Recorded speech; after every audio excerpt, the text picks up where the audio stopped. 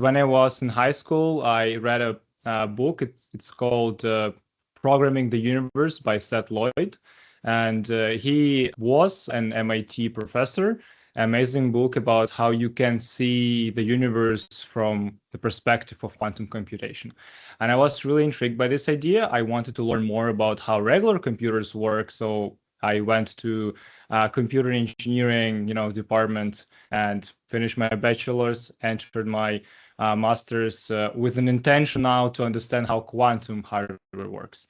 As a result of that, I realized that there is a lot of potential there and there's a lot of problems we can solve. So this is how I end up in 1QBit.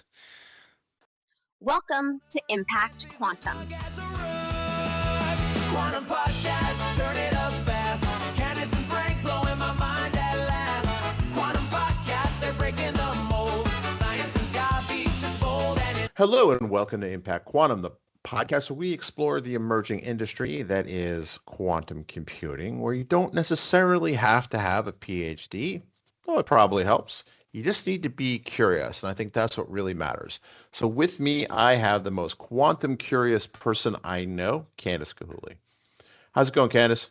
It's great. It's great. Today, beautiful day, blue skies. It's wonderful. I'm very excited about our conversation we're going to have today. We're going to be speaking with Severyn Balaniuk, and he is a research software developer at 1QBit. How are you today, Severyn? Great, thank you. Very excited to be here with you guys, and I'm ready for your questions. Awesome. And in the virtual green room, we were talking about this, is how the discussion these days is less about AI, but around AI and quantum. And I also hear a lot in terms of not quantum for just quantum's sake, but also quantum in the phase of AI. Do you think that, all right, what's your take on that? Is that a way for quantum founders to get some of that sweet AI venture capital money, or is there some meat behind it, or possibly both? Yeah, I would say that let's start with distinguishing these two concepts. There is like a thing that's called quantum machine learning, or quantum AI, and there is another thing that is AI for quantum computing, and that's different things. Quantum machine learning is basically how we imagine quantum computers to do machine learning for us, as and engines. And AI in quantum is the way we use machine learning or AI to assist, support, and accelerate quantum computing development in terms of software, in terms of hardware control, in terms of computing itself. And I think a big chunk of what we're hearing about AI and quantum is around this topic of how AI can help quantum computing. What I mean by that, from my personal experience, my thesis project at University of Waterloo was about how we can use machine learning to classify quantum states. So we collect images from quantum computer. It's atoms. We have images in black and white colors, and all the atoms are in different colors. You can classify those things with machine learning algorithms because hardware in those labs are limited. Capability is not as advanced as we would want, but machine learning can assist with that.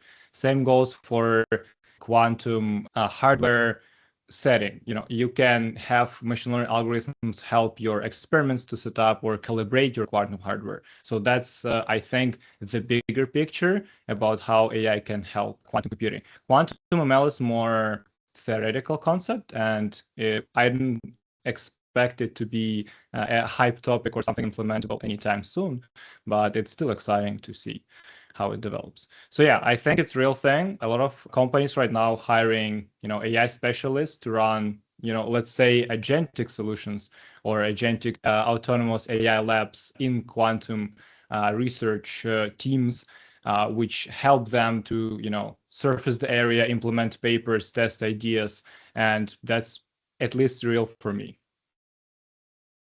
Okay. So what first attracted you to quantum computing? Say it again?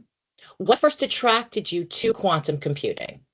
Oh, I think the great idea of how you can invent a new age of computing. Because when I was in high school, I read a book. It's called Programming the Universe by Seth Lloyd. And he was an MIT professor. Amazing book about how you can see the universe from the perspective of quantum computation. And I was really intrigued by this idea. I wanted to learn more about how regular computers work. So I went to computer engineering, department and finished my bachelor's, entered my master's with an intention now to understand how quantum hardware works.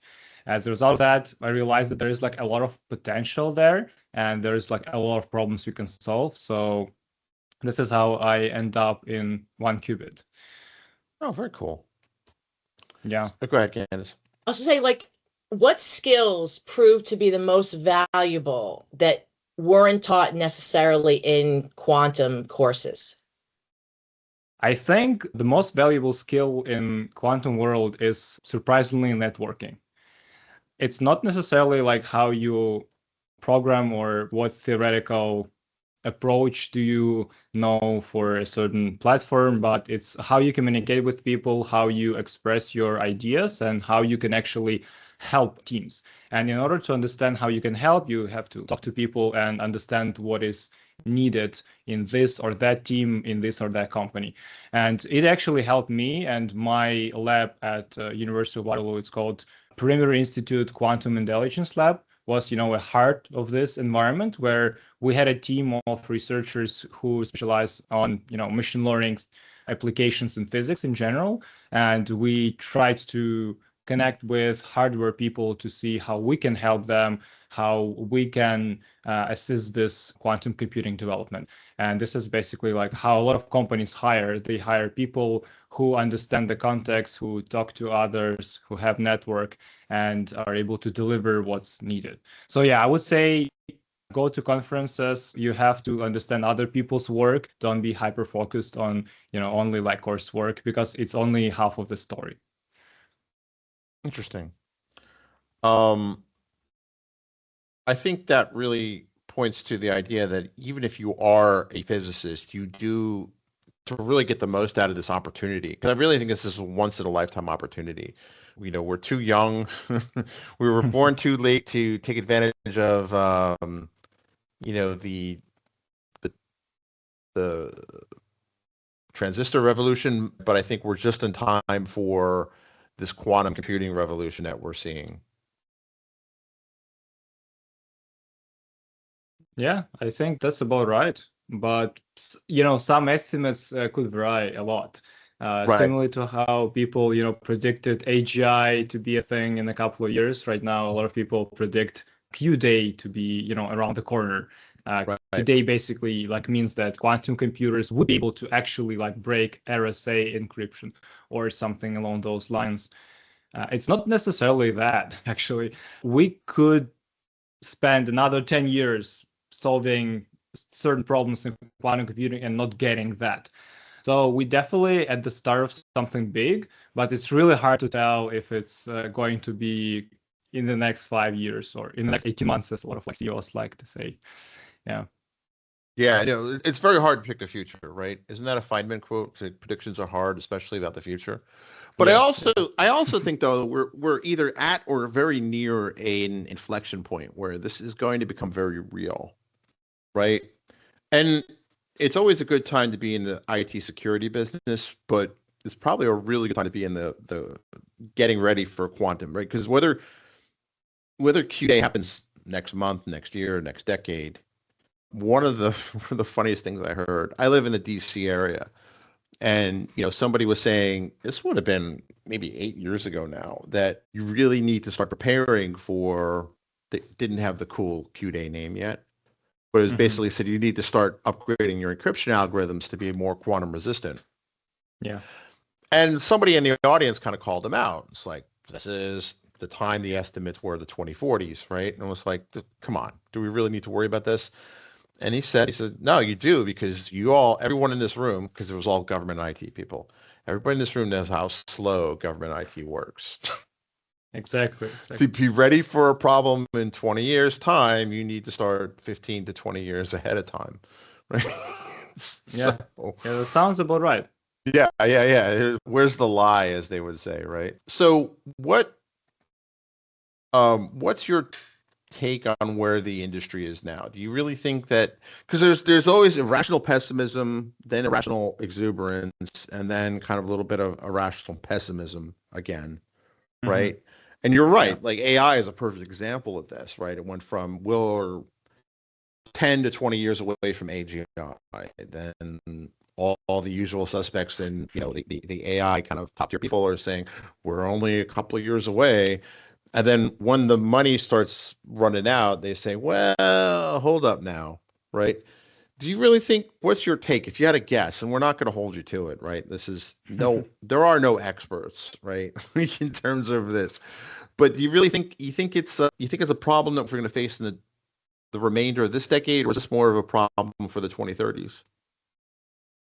It's really hard to tell. Again, I agree with you 100%. I will slightly refer to what governments right now are aiming to predict or to stimulate people to do. And what I mean by that, there is a lot of government grants or government programs that stimulate or motivate quantum companies to deliver something, deliver scientifically reasonable quantum computer or utility grade quantum computer. And they are usually saying something like 2033, 2035, maybe 2037.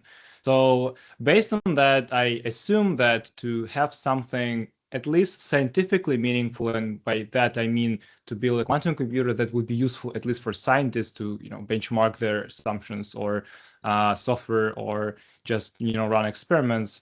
The 30th is the more adequate and visible timeline. But when we talk about actually useful quantum computer that would be able to solve real life problems, it's way harder because it's not just a question of engineering, it's also a question of algorithms. So we don't have useful algorithms to solve a lot of problems that real world needs to solve. So yeah, that's my perspective. Yeah, I guess it's very easy to get caught up in the security aspects of this, the Q-Day aspects of it. Yeah, and the worst part is it's not just that we need to move from regular encryption to post-quantum encryption. It's also the fact that a lot of people or governments are collecting a lot of data from the internet that is encrypted, and they would be able to decrypt it at some point in the future.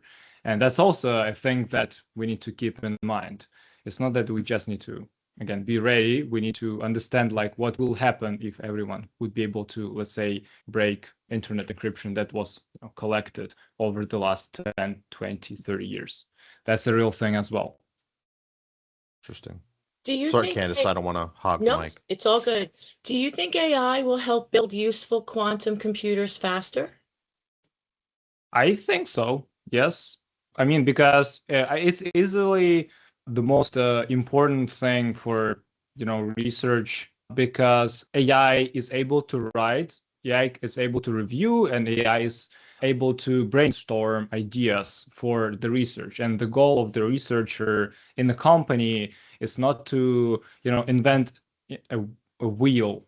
It's to find a good paper, find a good problem, and find a way to deliver a product.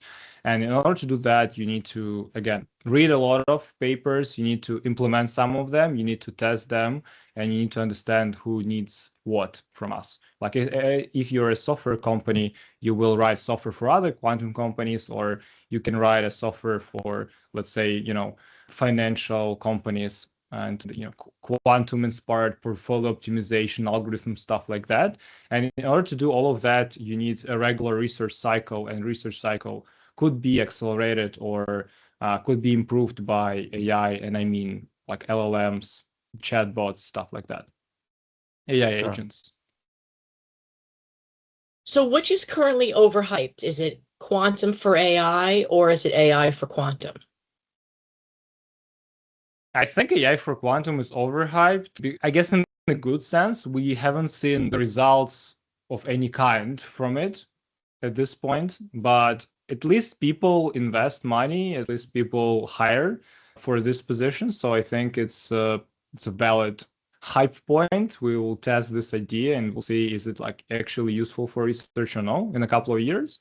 Quantum for AI is way less discovered field, and I don't think quantum computing would be able to meaningfully show anything useful for AI necessarily.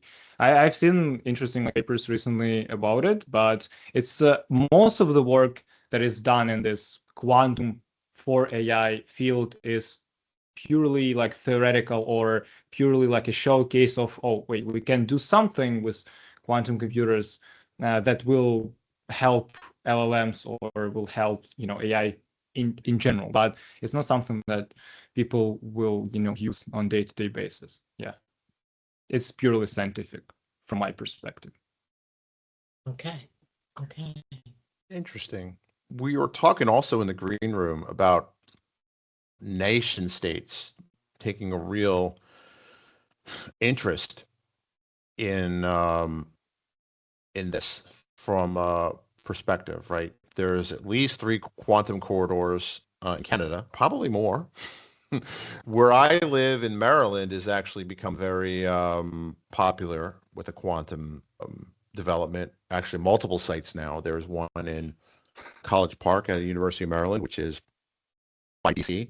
DC folks will notice where the IKEA is. And Frederick, which is closer to where I live, they're building out a big quantum campus that they're going to build out over the next 10 years or so. And there's obviously Boston has a pretty good ecosystem. New York does come up a lot, as obviously Silicon Valley as well. So what's your take on that?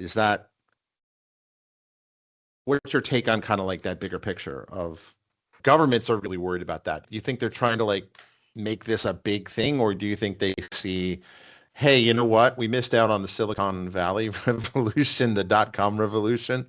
We may or may not have jumped on the AI bandwagon, but this is the next bandwagon. Well, it could be that.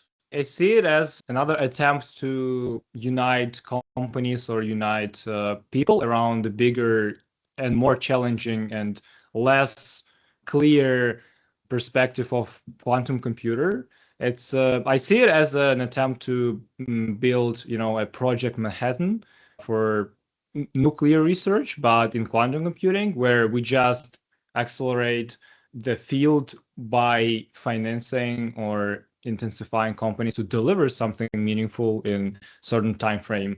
And as a result of this investments, actually something cool can happen.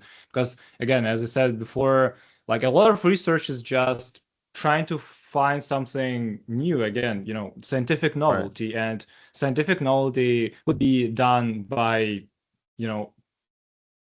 people hours. And it's not something we can predict. And I guess the government strategy right now is we can invest more money so we can give more resources to researchers, we can hire more researchers, and as a result of that, something actually useful can emerge. And this is like a valid thing to do. And I think it's great that governments and again, like private equity is investing in this idea, because a lot of people didn't believe in, nuclear power. Right now, it's really hard to convince people that quantum computers would be useful, but we never know until it's actually built and we can run experiments on it. Because like the only way we can do meaningful science is when we have something we can work with physically.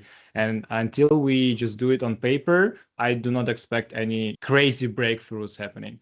The most important thing for now is to find the platform that will be the most, reliable, scalable, and accessible to people and to labs, and then build a quantum computer from it to then run a number of experiments, research cycles, and, getting something unique and novel from it. So that's my perspective, and that's why I do not expect anything crazy from purely scientific or purely software research, because this is like how science works, in my opinion. It should be done on a real thing. Absolutely. So I was looking at your LinkedIn profile. You're the second person I've ever met, and both of them have been guests on this show, that programs in Julia. Oh. I was Yeah. like, because that's not a name you hear a lot. And Julia at one point was going to be the next great language. And I'm not saying it's not a great language. I don't want to start a Hopefully. language. Hopefully. I don't want to start a language war or anything like that. I'm way too mature for that. But I find it interesting that the two people in the quantum space have chosen Julia. What have you seen a lot of Julia in your work? It says you do a low-level development in Julia. And why? Did you pick the language or did the language pick you? Well, I would say my introduction to Julia happened at Perimeter Institute when I took like 2 courses there. One was about numerical methods, and those numerical methods were taught in Julia. From my perspective, and again, I'm not an expert in Julia.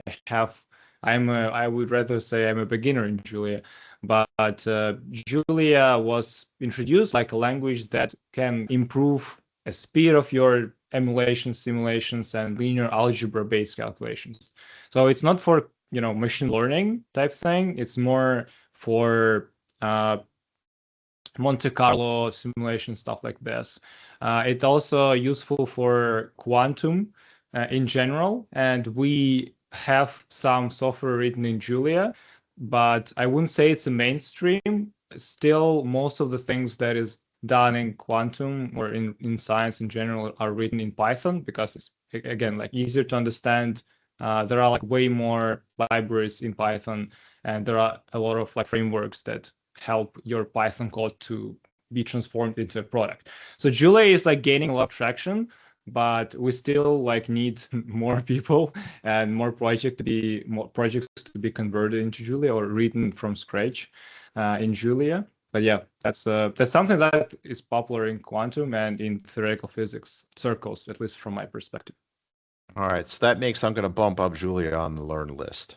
Yeah, I think so. I think so. I mean, So- it's pretty easy, yeah, to learn it. Yeah, Oh. when I say it was meant to be, I'm sorry, Candace. No, go ahead. But when you think of Jupyter notebooks, the first 2 letters are for Julia. Julia Python R was originally the was originally what it was built for. So like, given that has been the de facto tool for data science, it's kind of surprising that Python kind of took all the oxygen out of the room. But we'll see. Well, yeah, there are reasons for it, but right. Not to start again a language war. No, I don't want to start a language war. I was just saying, like, yeah, it was posited to be the next big thing, and it just maybe it's not washed up, but maybe it's just its time hasn't come yet. How about that? Yeah, I mean, exactly. It takes time. It takes a lot of time because it's not just that you can or should write just one project in Julia. It's that the whole lab should be ran in Julia, right? And like a lot of code that people write for research should be done in Julia, and it really takes time. It's similar to how previously like people worked with like C, and my prof like Roger Melchior, he started as a C language like researcher, and then he migrated to Python and Julia, and it took a decade, maybe more. So right. Yeah, that maybe a quantum computer will be built at the point where Julia will become more mainstream. Yeah, people's habits are hard to change. Sure. Do you think that Julia is well suited to create these hybrid classical quantum workflows? It's really hard to tell. Really hard to tell. Again, it's all depends on what skill set would be in demand, because as previously, again, a lot of companies in quantum computing like wrote a lot of stuff in C++, let's say, but then you're not able to find a ton of C++ developers that also good in physics and quantum computing or in machine learning. And all those people tend to know Python. And if you have like 7 years of experience in Python, it's really hard to convince you to switch to Julia just because Julia is a good language. That's why it's hard to predict. If companies started to scale in one language, it's highly unlikely that it will change. We should see like new companies pick Julia as a default language because a number of reasons. And I just don't see that number of reasons to emerge, because Julia community should grow, and we should see like a lot of like libraries, a lot of existing guides, and we should see a lower barrier to entry, because right now it's a bit hard. Like recently I read Julia docs again, and I just, usually I just watch YouTube videos to get myself familiar with concepts really quick. And there aren't too many, Julia tutorials. And that's, the first step that we need to pass. We should have more workshops in Julia. We should have more Julie, sponsoring events, maybe. I don't know. But yeah, it's all part of the popularization. And sometimes the language is just at the right place at the right time, right? I'm a Python developer, but Python I think was uniquely suited because a lot of the mathematical sciences and bioinformatics, as what I understand is what really drove it, was that there was already a lot of these scientific libraries before AI really kicked off, and it was just in the right place at the right time, and it was a multi-domain language. So like you could do different things with it, and so that meant that you had web developers that were really about the talent pool, like you said, right? How many physicists are really good in programming in Rust, right? Yeah, probably and not that's a lot. another good question.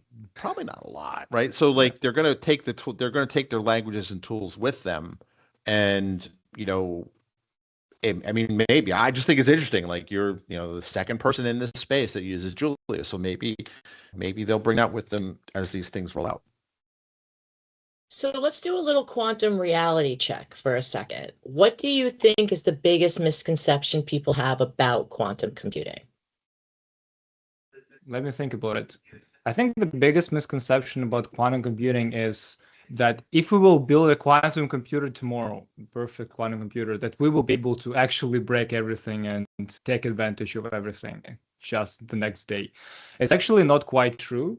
And we have two sides of the coin, is hardware and software. And there are a ton of work that we have to do on the software side to make use of quantum computer properly. And for example, we have a quite short list of useful quantum algorithms, and this is something we need to improve on. And it's really unclear how to improve on that because we don't have a real quantum computer.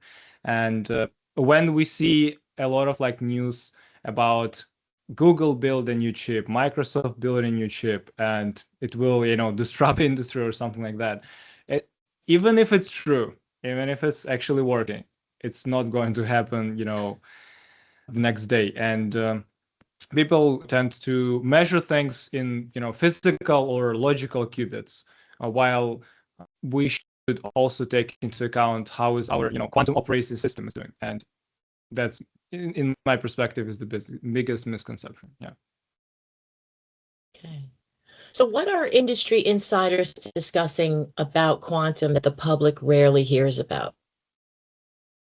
I think the biggest topic that insiders are discussing, at least from my perspective, is what's the next big platform. For the last, I think, 10 years, most people tend to lean towards superconducting platform or architecture, since Google investing in it, IBM investing in it, other big players developing this platform and investing money in it. But right now it's not as clear, and I think a lot of underdogs emerging. And the biggest topic that I'm encountering is neutral atoms and trapped ions. They're, at least from my perspective again, the next big candidates for a scalable and reliable quantum computer. Of course, they have their problems, but we tend to discuss more how neutral atoms are going to conquer the world, or how trapped ions will be developed and why they're more promising. And I think it comes from the place where superconducting architecture hasn't delivered on the promise, and that's why the discussion happens. Yeah, I think for the longest time, I think superconducting qubits were the only game in town. Not the only game in town, but they were definitely the most promising. And then all of a sudden you hear about photonics, trapped ion, cat qubits, and there's at least, I know I'm leaving out some off the list, but Yeah, I, NMR yeah, also was there. it was the Majorana. What Yeah, my rank pop a cube is lot? Yeah, Microsoft thing. Not familiar with it, but I know there's like a lot of controversy with this yeah. chip. I was inside Microsoft when some of that controversy started. Uh, But I mean, they just announced the other yesterday. Actually, we recorded this on June 3rd, and yesterday at the Big Build conference, they said something to the effect about there's a Majorana too. I haven't followed up on it, so clearly, whatever they had issues with, they're moving past it now. We would good. hope, if the press release is to be believed. But That's right. but I don't know. Like I've been intrigued by photonics, if I'm being honest. That's an interesting Yeah. concept. Yeah. I agree with that. From my perspective, Xanator is doing a great job Yeah. with photonics and how they run the company overall. So good for them. Waiting for the big release of the quantum computer, I guess. Right. So if It's you all could solve, oh, I'm sorry, go ahead. no, it's all fun and games until you actually ship, right? Solution. So if Sure. you could solve one problem in quantum computing, what would it be? So, amazing question. I would say error correction. I see like we are talking about error correction a lot, and I think if we are able to solve error correction, and again, it's really tied to a platform, and error correction for one platform would be completely different from error correction for another platform. I mean, like superconducting qubits versus photonics versus trap times versus neutral atoms. They all build differently to some extent, of course, and error correction would be different. That's been said, if we can have error correcting code that will allow us to run circuits without a huge overhead and without actually bottlenecking us, that would be a big unlock. Yeah, that's a good way to put it. And I think whoever cracks that problem first, because it is hardware or maybe not hardware dependent, but approach it dependent. Whoever cracks that first, whichever one of these platforms cracks that first, is probably going to be the lead for at least half a decade, maybe longer. Would be that. So you've been involved with open source quantum initiatives. Yes, that's So right. why is open source important for the future of quantum computing? I think open source is quite important for a number of reasons. First, a reason is the missing translation layer in quantum field. What I mean by that is we have scientists, they are focused on delivering novelty. We have business people who are focused on return on investment, product. But all of those things are usually targeting other developers or other scientists.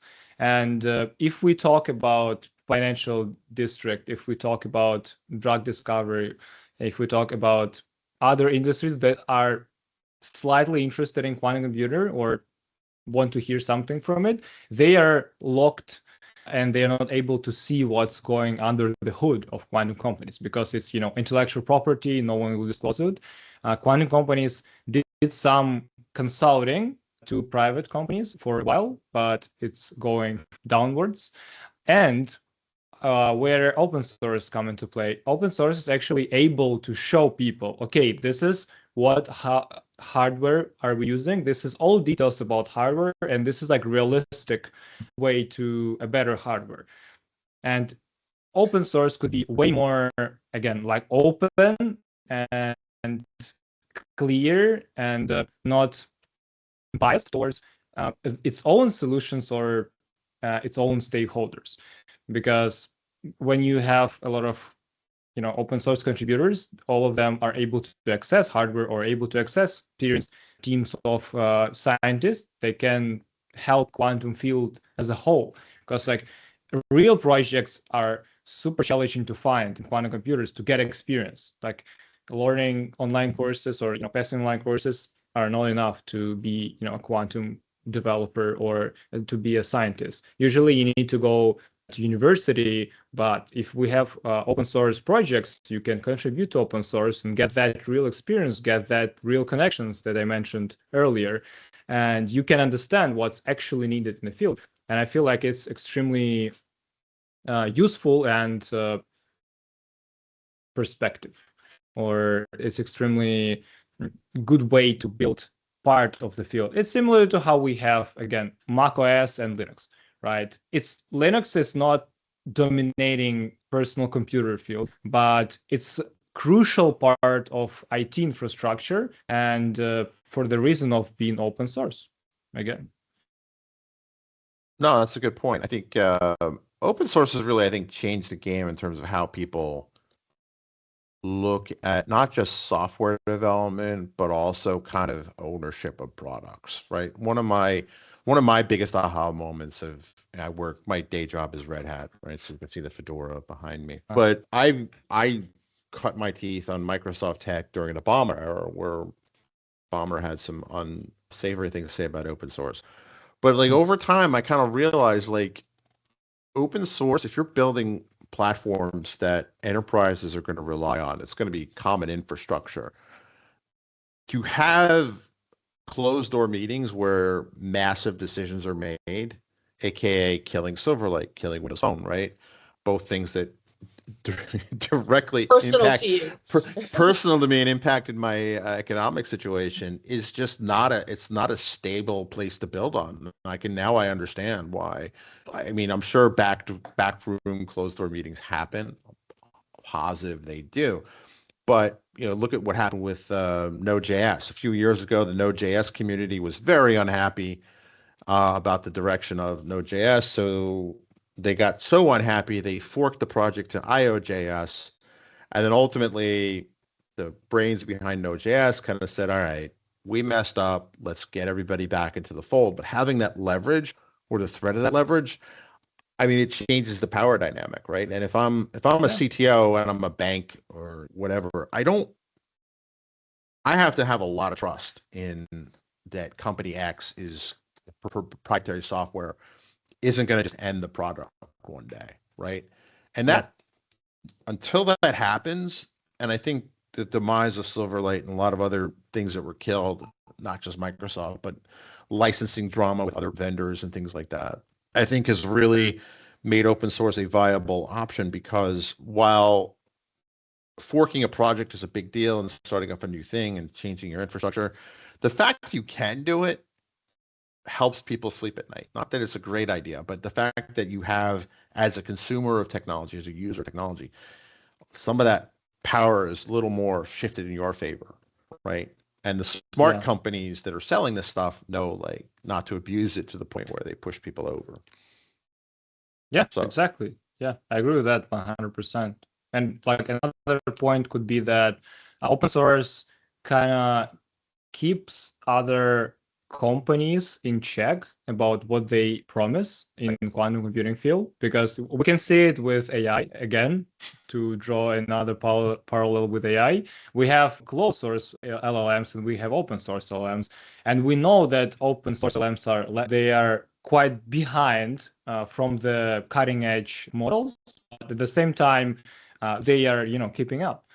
And when we hear, everything and everyone will be replaced in next 18 months, we know it's kind of not true, because we see open source models are just not able to support that breakthrough. And in big industries, there is no one single breakthrough that changes everything. It's a development, it's a process, and when you have open source, you have more visibility into field as a whole, and you can tune your expectations accordingly. And I think for other big tech or other fields, or for government, it's extremely important to have that visibility into the field. Yeah, it's a good counterbalance to hype. Yeah, exactly. So you've mentioned Julia, we've mentioned coding, we've talked about open source. What additional tools should an aspiring quantum developer be learning today? I think paper implementation is the big one. Coding, yeah, I think it's part of the coding. What else could it be?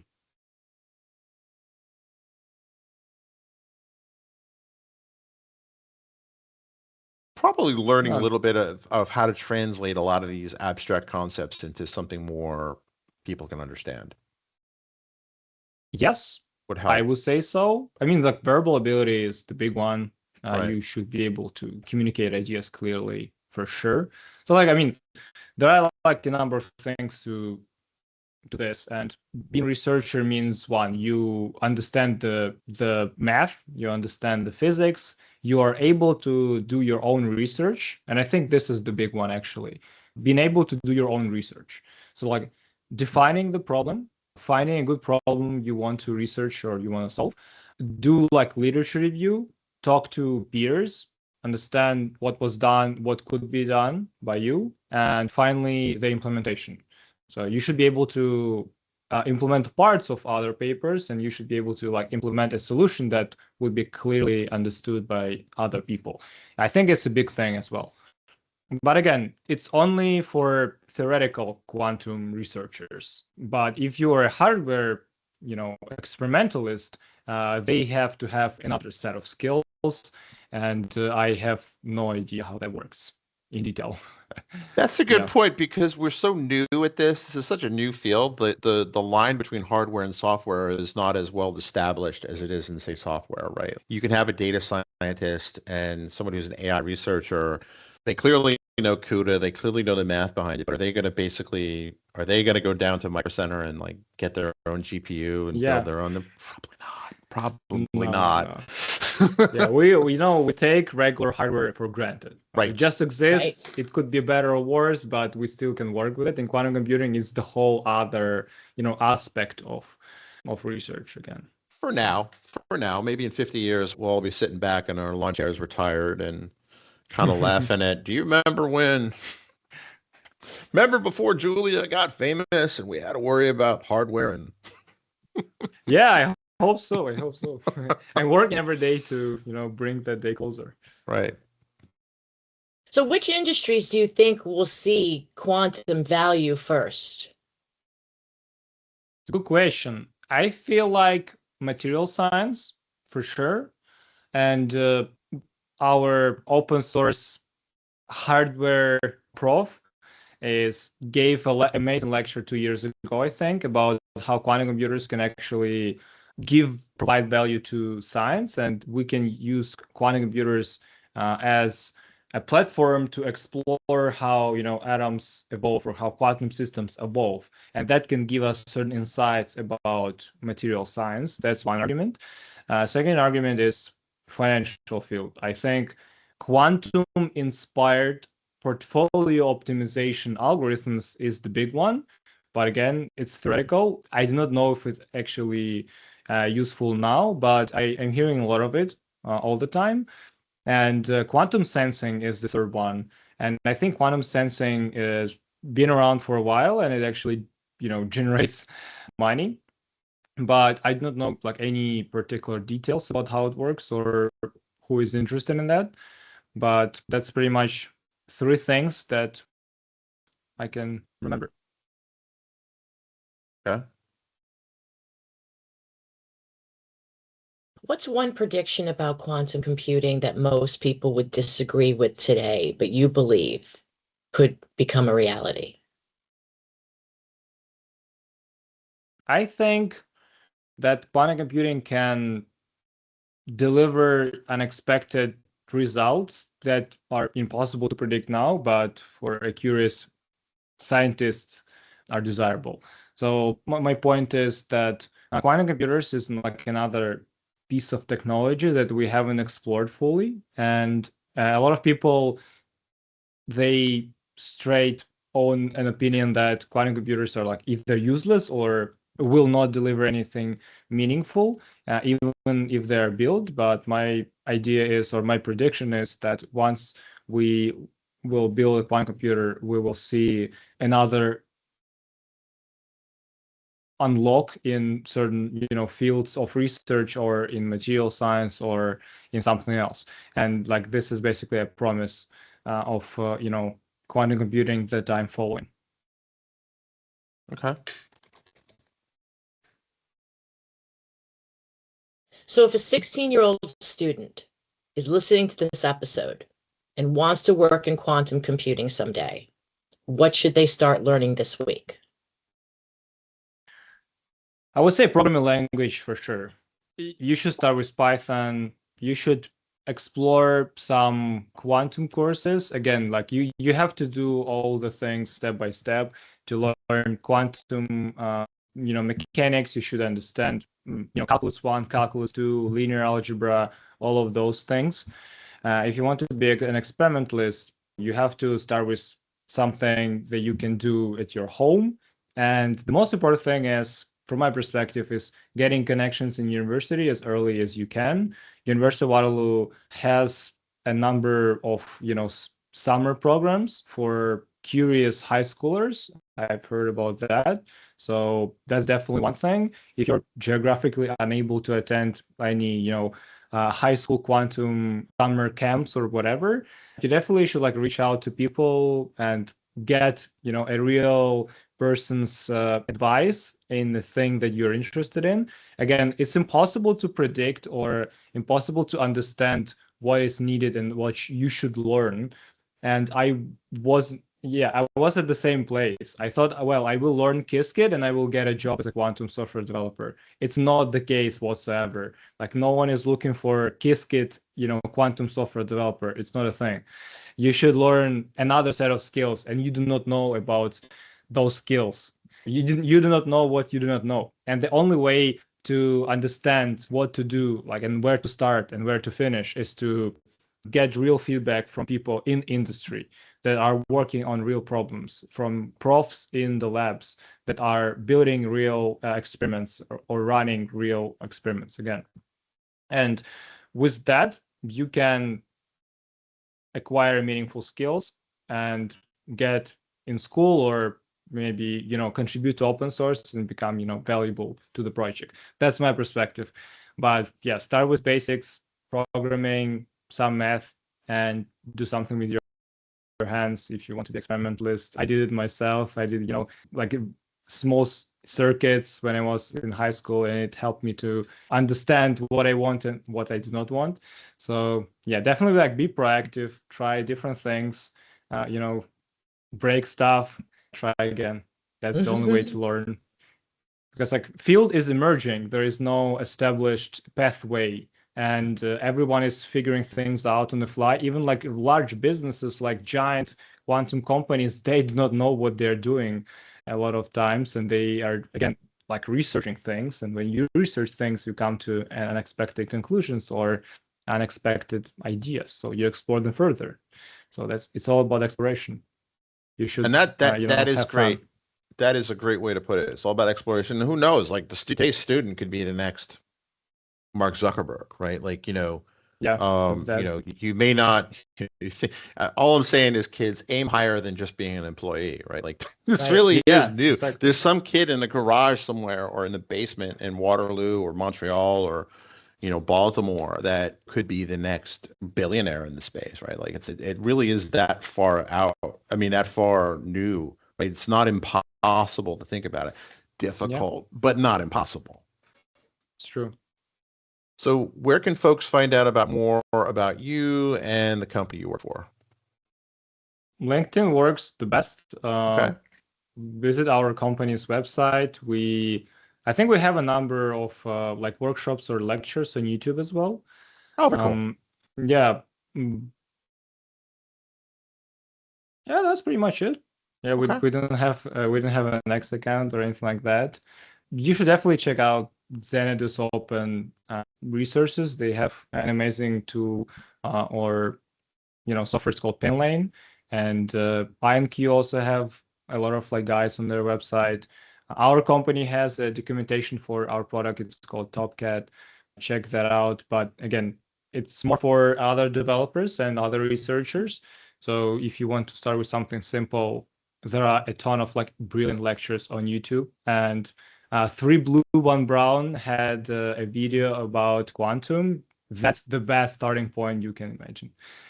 Okay, good. Well, I love 3 Blue 1 Brown. Yeah, Exactly. fantastic. Mm-hmm. I think Right. Candace actually met the Grant Sanderson. Is that him? Yeah, he's brilliant, and very approachable.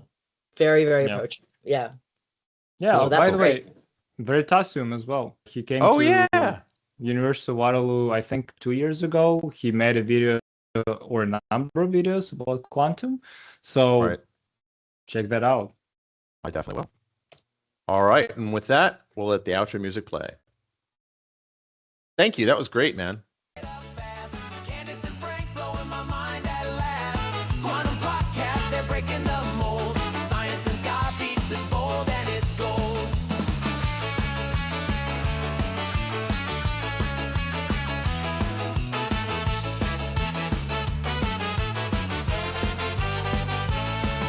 The multiverse is skanking in time. Black holes are wailing in a horn line so fine. From Planck scales to planets, they're connecting the dots.